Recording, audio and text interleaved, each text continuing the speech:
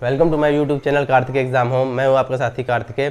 ठीक है, तो जैसे कि अभी आप सभी को पता है कि जो यूपी SSC पेट एग्ज़ाम 2022 के सिर्फ 10 दिन रह गए हैं, तो पूरी तरीके से आप लोगों की तैयारी अच्छी होगी। लेकिन फिर से एक बार पूरे कोर्स को, खासकर जीएस के पोर्शन को कायदे से रिवीजन करते हैं। ठीक है, तो इस वीडियो को आप लोग देखिए, ज़रूरी नहीं देखिए, बल्कि आप लोगों को बस इतना ही है कि आप लोग ईयरफोन लगा के सुन भी सकते हैं, क्योंकि जल्दी जल्दी मैं फास्ट रिवीजन कराऊंगा। आज इस वीडियो में प्राचीन भारत के सारे क्वेश्चन जो कि यूपी SSC के माध्यम से अन्य परीक्षाओं में पूछे गए हैं, उसका रिवीजन कराऊंगा। तो जो मैंने आपको बुक बताई थी, जो इम्पोर्टेंट बुक थी, उसी से रिवीजन करते हैं। ये जो बुक है इसी से रिवीजन करते हैं। तो आज प्राचीन भारत के सारे क्वेश्चन को रिवाइज करेंगे। तो चलिए स्टार्ट करते हैं। प्राचीन भारत के सारे क्वेश्चन को शुरू से आखिर तक वीडियो देखिएगा, आपके लिए बहुत इंपॉर्टेंट होने वाला है। तो प्राचीन भारत और मध्यकालीन भारत से आप सभी को पता है 5 नंबर के प्रश्न आने हैं। तो इस वीडियो में पूरा ये जो प्राचीन भारत का पोर्शन है और मध्यकालीन भारत का अगले वीडियो में रहेगा। प्राचीन भारत का जितना भी पोर्शन है इस वीडियो में रहेगा। ठीक है, तो ज़्यादा वीडियो लंबा भी नहीं होगा, करीब 15 मिनट के आसपास का वीडियो होगा। ठीक है, तो चलिए स्टार्ट करते हैं। जल्दी मैं बोलता जाऊंगा, आंसर बोर्ड पर लिखता जाऊंगा, आप लोग बस बता दे, क्वेश्चन को याद रखने की कोशिश कीजिएगा। ठीक है, तो पहला क्वेश्चन है, हड़प्पा काल का इनमें से कौन सा नगर तीनों भागों में विभाजित है? कौन सा नगर तीनों भागों में विभाजित है? आपको जो आंसर हो जाएगा वो हो जाएगा धौलावीरा। धौलावीरा। ठीक है, नेक्स्ट क्वेश्चन क्या है? नेक्स्ट क्वेश्चन, निम्नलिखित में से कौन सा सिंधु घाटी की सभ्यता से संबंधित नहीं है?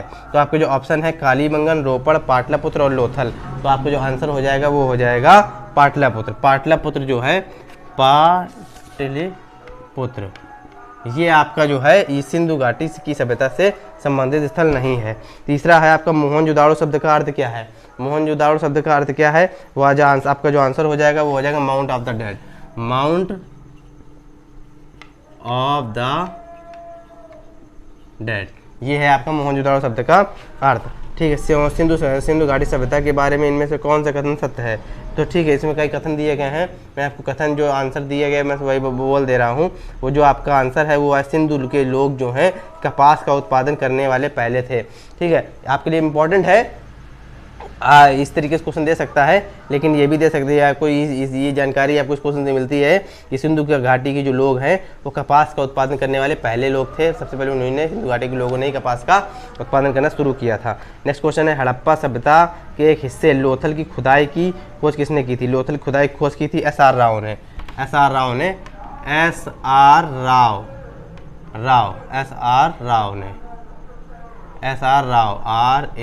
SR राव ने खोज की थी। ठीक है, सिंधु सभ्यता में घोड़े की अस्थियों का अवशेष कहाँ मिला है? कहाँ मिला है? वो मिला है सुरकोटदा में। सुरकोटदा में मिला है घोड़े की अस्थियों का अवशेष। ठीक है, नेक्स्ट क्वेश्चन क्या है? नेक्स्ट क्वेश्चन है, उपनयन समारोह से क्या तात्पर्य है? उपनयन समारोह का सिंपल सी पता है, आप सभी को पता होगा कि बच्चों को पवित्र जनेऊ धारण कराया जाता है। ये इसका आंसर है। नेक्स्ट क्वेश्चन क्या है? सत्यमेव जयते महाकाव्य कहाँ से उद्यत हुआ? सत्यमेव जयते तो आप सभी को पता है मुंडक उपनिषद से। मुंडक उपनिषद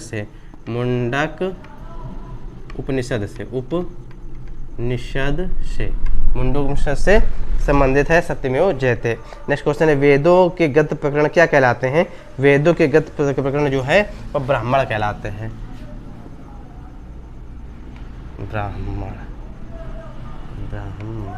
ब्राह्मण कहलाते हैं। ठीक है, नेक्स्ट क्वेश्चन है, निम्नलिखित में से कौन सा ज्ञान के सिद्धांत पर बल देता है? आपका जो आंसर हो जाएगा वो है उपनिषद। उपनिषद जो है ज्ञान के सिद्धांत पर बल देता है। नेक्स्ट क्वेश्चन क्या है? नेक्स्ट क्वेश्चन है, ऋग्वेद में निम्नलिखित में से किस देवता की सर्वाधिक महत्ता का वर्णन है? किस देवता की सर्वाधिक महत्ता का वर्णन है? इसका जो आपका आंसर हो जाएगा वो हो जाएगा इंद्र की सर्वाधिक महत्ता का वर्णन है ऋग्वेद में, आप सभी को पता है। ठीक है, बाकी इसके बाद ऋग्वेद में है, इसके बाद अथर्ववेद आते आते इंद्र की पूजा होना बंद हो जाती है ऋग्वेद में, लेकिन सबसे ज़्यादा इंद्र की पूजा होती है। 200 से ज़्यादा श्लोक हैं ऋग्वेद में इंद्र के ऊपर। ठीक है, प्राचीनतम वेद कौन सा है? सभी को पता है, ऋग्वेद लिखने की जरूरत नहीं है। निम्नलिखित में से किस भारतीय पुरातन ग्रंथ में अपराधी और अपराधी का जिक्र आता है? आपका जो आंसर हो जाएगा वो हो जाएगा, अर्थशास्त्र में भी अपराधी का जिक्र आता है, मनुस्मृति में जिक्र आता है, न्याय मीमांसा में भी जिक्र आता है। इसलिए इसका आंसर ऑप्शन नंबर डी हो जाएगा, उपयुक्त सभी। फिर से मैं बोल दे रहा हूँ प्रश्न, किस भारतीय पुरातन ग्रंथ में अपराधी और अपराधी का जिक्र आता है? अर्थशास्त्र में, मनुस्मृति में और न्याय मीमांसा में। शतपथ ब्राह्मण और तैत्तरीय ब्राह्मण, किससे वेद संबंधित है? शतपथ और तैतृय ब्राह्मण जो है यजुर्वेद से संबंधित है। ऋग्वेद, नेक्स्ट क्वेश्चन है, ऋग्वेद में निहित गायत्री मंत्र किस देवता को समर्पित है? सभी को पता है सावित्री देवी को समर्पित है। इसके बाद नेक्स्ट क्वेश्चन है, सर्वाधिक प्राचीन पुराण कौन सा है? सबसे प्राचीन पुराण कौन सा है? मत्स्य पुराण है, सभी को पता है मत्स्य पुराण। मैं लिख दे रहा हूँ यहाँ पर डस्टर पड़ा हुआ था, मत्स्य पुराण, ठीक है। नेक्स्ट क्वेश्चन कौन सा है? नेक्स्ट क्वेश्चन है निम्नलिखित में कौन सा उपवेद नहीं है? तो देखिए 4 ऑप्शन है, धनुर्वेद, शस्त्र शास्त्र, आयुर्वेद और योग वेद। देखिए योग वेद कोई उपवेद नहीं है, ये आपका आंसर है, योग वेद कोई उपवेद नहीं है। नेक्स्ट क्वेश्चन है, वैदिक देवता इंद्र किसके देवता हैं? तो वैदिक देवता जो इंद्र हैं वो तो सभी को पता है, वर्षा व चक्रवात के देवता हैं इंद्र। नेक्स्ट क्वेश्चन है, राजा बिंबिसार के दरबार में उस प्रसिद्ध चिकित्सक का क्या नाम था जो भगवान बुद्ध के निजी चिकित्सक थे? तो भगवान बुद्ध के निजी चिकित्सक सभी को पता है जीवक थे। जीवक ज़्यादा, बहुत सिंपल से क्वेश्चन है, ज़्यादातर पूछा जाता है तो लोगों को पता ही होगा, जीवक इसका आंसर है। नेक्स्ट क्वेश्चन है, भगवान बुद्ध की 200 फीट ऊंची कांस्य प्रतिमा स्थापित करने का निर्णय लिया गया है, तो कहाँ लिया गया है? तो सभी को पता होगा, कुशीनगर में लिया गया है 200 फीट ऊंची भगवान बुद्ध की कांस्य प्रतिमा बनाने का निर्णय। कुशीनगर में लिख दे रहा हूँ, कुशीनगर में लिया गया है। नेक्स्ट क्वेश्चन है, बुद्ध को महापरिनिर्वाण कहाँ प्राप्त हुआ? तो कुशीनगर में प्राप्त हुआ बुद्ध को महापरिनिर्वाण। नेक्स्ट क्वेश्चन है, किस स्मारक से गौतम बुद्ध ने दुनिया के लिए बौद्ध धर्म के अपने दिव्य ज्ञान का प्रचार किया था? आपका जो आंसर हो जाएगा वो होगा महाबोधि मंदिर समूह से दिव्य ज्ञान का प्रचार किया था। नेक्स्ट क्वेश्चन है, गौतम बुद्ध ने धर्मचक्र परिवर्तन सूत्र का उपदेश दिया, कहाँ दिया? सारनाथ में दिया धर्मचक्र परिवर्तन उपदेश का सूत्र, ठीक है। नेक्स्ट क्वेश्चन है, उस स्थान का नाम बताएं जहाँ बौद्धों की मान्यता के अनुसार गौतम बुद्ध ने अपनी मृत्यु के बाद परिनिर्वाण प्राप्त किया था। तो गौतम बुद्ध ने अपनी मृत्यु के बाद परिनिर्वाण कहाँ प्राप्त किया था? इसका जो आंसर हो जाएगा वो हो जाएगा कुशीनगर में। नेक्स्ट क्वेश्चन है, पाली में बौद्ध ग्रंथों को आमतौर पर त्रिपिटक यानी थ्री फोल्ड बास्केट कहा जाता है। इनमें से कौन सा त्रिपिटकों में से नहीं है? आपका जो आंसर हो जाएगा, इसमें कौन सा त्रिपिटकों में से नहीं है? तो आपको जो आंसर हो जाएगा, मैं सीधा आंसर बोल दे रहा हूँ, वो हो जाएगा ऑप्शन नंबर सी, उपासका पिटक, ये नहीं है। बाकी कौन कौन से जो 3 फोल्ड बास्केट को कहा जाता है, कौन से कहते हैं आमतौर पर त्रिपिटक कौन कौन से हैं? वो है अभिधम्म पिटक, सुत्त पिटक, विनय पिटक। नेक्स्ट क्वेश्चन कौन सा है? नेक्स्ट क्वेश्चन है, त्रिपिटक निम्नलिखित में से किससे संबंधित है? वो है बौद्धों से संबंधित है त्रिपिटक। ज्ञान प्राप्त करने के बाद गौतम को किस रूप में जाना जाता है? वह है बुद्ध के रूप में। बोध गया एक महत्वपूर्ण बौद्ध तीर्थ केंद्र क्यों है? क्योंकि गौतम बुद्ध ने यहाँ ज्ञान प्राप्त किया था, सिंपल सी बात है, ये इसका आंसर है, ठीक है। बुद्ध ने अपना पहला उपदेश कहाँ दिया था? सारनाथ में दिया था, सिंपल सा क्वेश्चन है। नेक्स्ट क्वेश्चन है, बौद्धों के लिए उत्तर प्रदेश में स्थित सारनाथ क्यों महत्वपूर्ण है? सारनाथ क्यों महत्वपूर्ण है? आपको जो आंसर हो जाएगा वो हो जाएगा क्योंकि ज्ञान प्राप्त करने के बाद गौतम बुद्ध ने सारनाथ में पहला उपदेश दिया था, इसलिए सारनाथ महत्वपूर्ण है, ठीक है। नेक्स्ट क्वेश्चन पे चलते हैं, मनुष्य जीवन का सर्वोत्तम ध्येय है कैवल्य, जिसका अर्थ है, ठीक है, इस कैवल्य का अर्थ क्या होता है? मतलब कैवल्य जिसका अर्थ है, कैवल्य का अर्थ पूछा गया, कैवल्य का अर्थ होता है इच्छाओं पर विजय प्राप्त करना। नेक्स्ट क्वेश्चन है, 24वें जैन तीर्थकार या अंतिम तीर्थकार कौन थे?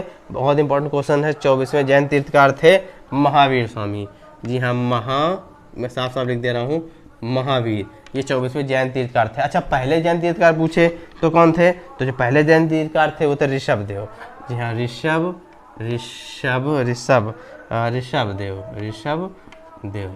ठीक है ना, ये पहले तीर्थकार थे। नेक्स्ट क्वेश्चन है, जैन धर्म में 3 रत्न जिसे त्रिरत्न कहा जाता है और उन्हें निर्वाण का मार्ग कहा जाता है, वे कौन कौन से हैं? आपका जो आंसर हो जाएगा वो हो जाएगा ऑप्शन नंबर डी, इसमें दिया गया है। मैं आपको बता दे रहा हूँ त्रिरत्न कौन कौन से हैं, वो है सही विश्वास, सही ज्ञान और सही आचरण। नेक्स्ट क्वेश्चन है, मौर्यकालीन भारत के विवरण वाली इंडिका के लेखक हैं, इंडिका के जो लेखक हैं वो है मेगास्थनीज। नेक्स्ट क्वेश्चन है, चरक संहिता संबंधित है, किससे संबंधित? चिकित्सा से। मौर्य अर्थव्यवस्था मुख्य रूप से कृषि अर्थव्यवस्था पर निर्भर थी, ठीक है। अशोक के प्रधान शिलालेखों में सबसे बड़ा शिलालेख कौन सा है? वह है 13वां शिलालेख। बिल्कुल बहुत इंपॉर्टेंट क्वेश्चन है, प्रधान शिलालेख कौन सा है? 13वां शिलालेख। नेक्स्ट क्वेश्चन कौन सा है? नेक्स्ट क्वेश्चन है, देखिए वीडियो देखने की कोई आवश्यकता नहीं है, आप लोग ईयरफोन लगा के सिर्फ सुन भी सकते हैं इसको, ठीक है। मैं सिर्फ रिवीजन के तौर पर इस वीडियो को बना रहा हूँ, यूपी ट्रिपल एससी पेट के एग्जाम के लिए बहुत इंपॉर्टेंट है। ठीक है, अभी चलिए आगे बढ़ते हैं। अशोक के आक्रमण के दौरान कलिंग की राजधानी कौन सी थी? तो कलिंग की राजधानी कौन सी थी? आपका जो आंसर है, तो कलिंग की राजधानी तोशाली थी, जब अशोक ने वहाँ पर आक्रमण किया था। तोशाली, तो क्वेश्चन क्या है? नेक्स्ट क्वेश्चन है देवनामप्रिय नाम किसे दिया गया था? तो देवनामप्रिय नाम दिया गया था वो अशोक को दिया गया था। ये क्वेश्चन में, चलो ठीक है। नेक्स्ट क्वेश्चन है निम्नलिखित किनके बीच तक्षशिला शहर स्थित है? तो किनके बीच तक्षशिला शहर स्थित है? आपको जो आंसर है, तक्षशिला शहर जो है वो सिंध एवं झेलम के बीच स्थित है। सिंध और झेलम के बीच स्थित है। सिंध, मैं लिख दे रहा हूँ यहाँ पर, सिंध एवं झेलम के बीच, एवं झेलम के बीच स्थित है। झेलम के बीच स्थित है कौन सा शहर? तो वो जी कहते हैं तक्षशिला शहर जो है सिंध और झेलम के बीच स्थित है। ठीक है, नेक्स्ट क्वेश्चन है सम्राट अशोक कौन सा शिलालेख कलिंग पर उसके विजय का उल्लेख करता है? तो सम्राट अशोक का कौन सा शिलालेख है जो कलिंग की विजय का उल्लेख करता है? वह है 13वें शिलालेख। 13वां शिलालेख मैं आपको बता चुका हूँ, बहुत इंपॉर्टेंट है। जितना आपका अशोक से अगर शिलालेख से प्रश्न पूछे जाए, ज़्यादातर 9वें शिलालेख से और 13वें शिलालेख से प्रश्न बनते हैं। ठीक, तो क्या, तो जो कलिंग की विजय प्राप्त की उसके बाद उसके लिए जो शिलालेख जो है अशोक का, वो 13वां शिलालेख है कलिंग की विजय पर। नेक्स्ट क्वेश्चन है अशोक का सिंह चतुर्मुख स्तंभ शीर्ष डैश में एक स्तंभ पर था। तो किस स्तंभ पर था? आपको जो आंसर है सारनाथ के स्तंभ पर था। सारनाथ, मैं लिख दे रहा हूँ, फिर से मैं आंसर बोल दूंगा। सारनाथ, फिर से मैं क्वेश्चन पढ़ दे रहा हूँ। सारनाथ, तो आपके क्वेश्चन फिर से, अशोक का सिंह चतुर्मुख स्तंभ शीर्ष डैश में एक स्तंभ पर था। तो सारनाथ के स्तंभ पर था। मैं पूरा आंसर वो एक साथ बोल दे रहा हूँ। अशोक का सिंह चतुर्मुख स्तंभ शीर्ष सारनाथ में एक स्तंभ पर था। नेक्स्ट क्वेश्चन है, नेक्स्ट क्वेश्चन पर चलते हैं। नेक्स्ट क्वेश्चन है अशोक के कौन से शिलालेख पर ब्राह्मी लिपि का प्रयोग नहीं किया गया है?